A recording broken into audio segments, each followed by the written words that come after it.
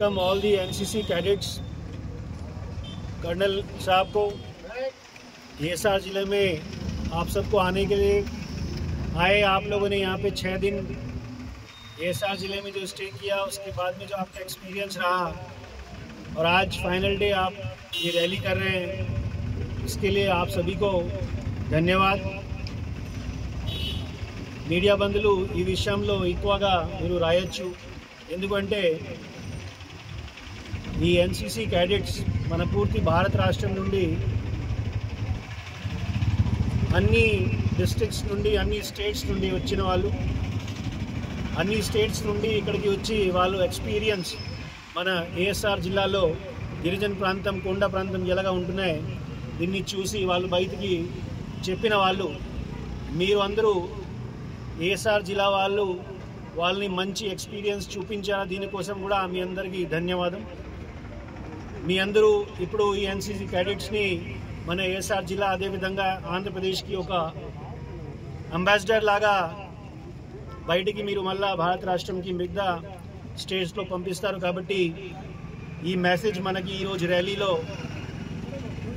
మనకి డ్రగ్స్ విషయంలో మన అవేర్నెస్ క్యాంపెయిన్ ఇంత రోజు నుండి మనకి కొండ ప్రాంతంలో సుమారు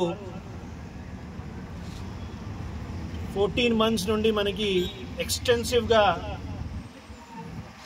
ఈ ప్రాంతంలో గాంజాయి కల్టివేషన్ అదేవిధంగా పెడలింగ్కి విపరీతంగా మన చేసిన ఎఫర్ట్స్ ఇప్పుడు ఎన్సీసీ క్యాడెట్స్ కూడా బయట ప్రాంతంలో చెప్తున్నాయి।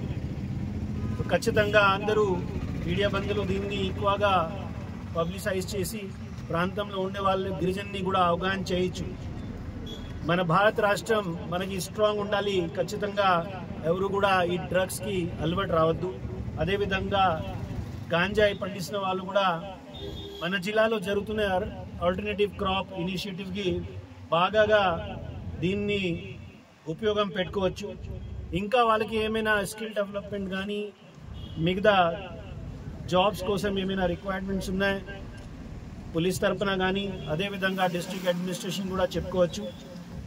ఈ సమయంలో ఎన్సీసీ క్యాడెట్స్ అక్కడికి వచ్చి మన కొండ ప్రాంతంలో తిరిగిన సమయంలో, ట్రాకింగ్ చేసిన సమయంలో వాళ్ళు కూడా లోకల్ యూత్ని గైడ్గా యూజ్ చేసేవాళ్ళు। కాబట్టి కొన్ని రోజులు మన ప్రాంతంలో ఉండేవాళ్ళు గిరిజన్ కూడా ఒక మంచి గైడ్గా రెడీ అయిపోతున్నాయి। సో ఈ ఎక్స్పీరియన్స్ గైడ్స్ ఎవరైనా ఉన్నాయో మనకి లాస్ట్ 2 years నుండి ఎన్సీసీ క్యాడెట్స్కి సాయం చేసే వాళ్ళు కూడా ఈ రకాల ప్రోగ్రామ్స్ వాళ్ళ లెవెల్లో కూడా ఆర్గనైజ్ చేస్తే ఇంకా మిగతా ప్రాంతంలో కూడా మనకి ట్రాక్స్ ఓపెన్ అవుతున్నాయి।